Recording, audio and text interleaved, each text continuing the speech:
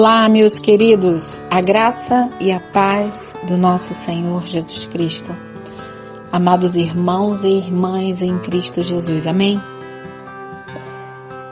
A palavra que veio ao meu coração fortemente queimou nessa noite.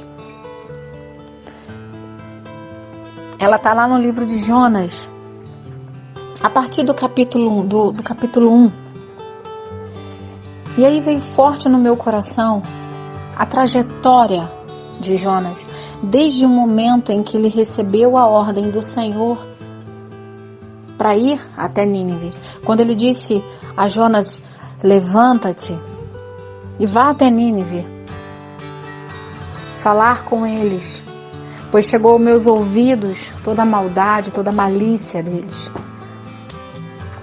Amados, essa palavra ela falou fortemente ao meu coração no momento em que Jonas recebeu a palavra. Em ato de desobediência, ele fugiu. E aí o Senhor ele foi ministrando no meu coração exatamente o seguinte: Jonas, ele fugiu do propósito do Senhor. Fugiu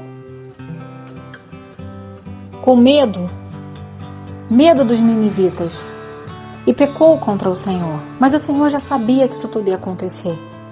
E aí Jonas, ele vai totalmente para o lado oposto do que o Senhor queria que ele fizesse. Ao invés dele ir para Nínive, ele vai para Tarsis. E aí o Senhor, quando ele entra naquele navio, o Senhor prepara uma grande tempestade com a qual todos dentro daquele navio poderiam ter sido mortos. A consequência do pecado. E aí, ele é jogado no mar e uma grande baleia o engole. Daí por diante, nós começamos a ver uma trajetória de quebrantamento, de clamor. Clamor. Jonas começa a clamar constantemente ao Senhor, desesperadamente ao Senhor. E aí ele se arrepende e reconhece a soberania do Senhor. Mas enquanto Jonas está clamando, o Senhor está caminhando para o propósito. Preste atenção nisso, irmãos. Enquanto Jonas está clamando e não vê o que está acontecendo, Jonas estava na barriga do peixe. Um deserto que durou 3 dias. Talvez para ele tenha durado anos. Aquela situação terrível. Mas enquanto o Senhor estava em silêncio com Jonas, ele falava com aquele peixe e mandava aquele peixe ir para Nínive.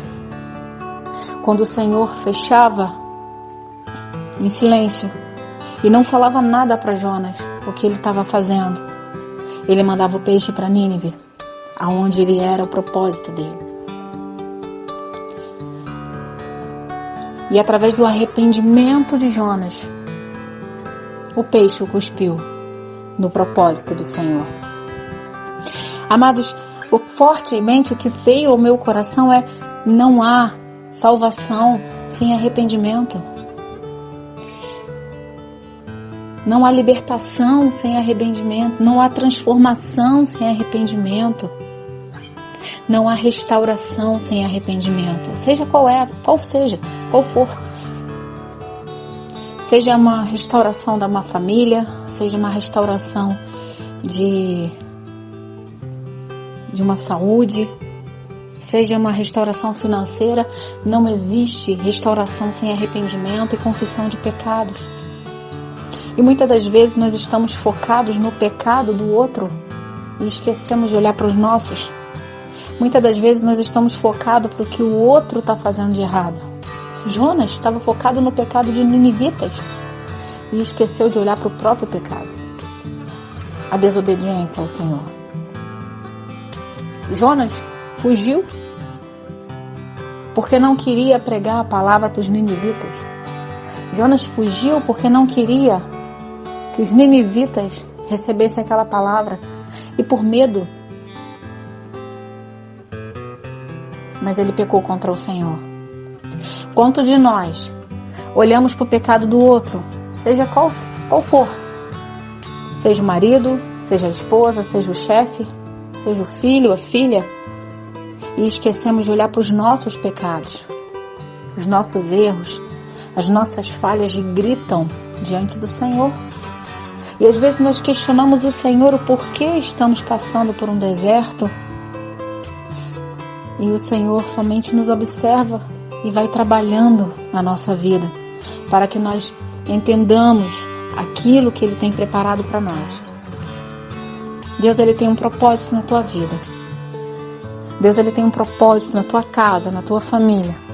Eu não sei que horas você vai ouvir esse áudio, mas nesse momento está de noite, aonde eu estou gravando. E eu aqui pensando, quantas vezes nós não agimos como Jonas? Fugimos do propósito e acabamos entrando no propósito do Senhor. Deus queria tratar com Jonas também. Então Deus permitiu a fuga dele. Às vezes a gente acha que a gente está saindo de uma situação por conta própria e às vezes o Senhor está mostrando que Ele que está fazendo, Ele que está conduzindo tudo. O Senhor permitiu que Jonas fosse desobediente, que ele cometesse os erros que cometeu, para que ele fizesse com perfeição o que ele foi chamado para fazer. Ele entrou em Nínive, ele pregou, anunciou a destruição da cidade. O povo se arrependeu, se quebrantou diante do Senhor, e o Senhor não destruiu a cidade naquele momento. Houve salvação porque houve arrependimento, houve reconhecimento. Busque pela tua restauração, meu irmão e minha irmã. Chega de ser desobediente, chega de correr contra os propósitos do Senhor. Entregue sua vida, seus caminhos na mão de Deus e confie que Ele vai fazer no tempo certo, não no nosso. A palavra do Senhor, ela é muito clara. Basta você abrir e experimentar o melhor de Deus para a sua vida. Amém? Seja abençoado nesse momento. Viva o sobrenatural do Senhor. E que as bênçãos de Deus sobrecaiam sobre a sua vida e sobre toda a sua família. Arrependa-se, porque ainda há tempo. Amém? Deus abençoe.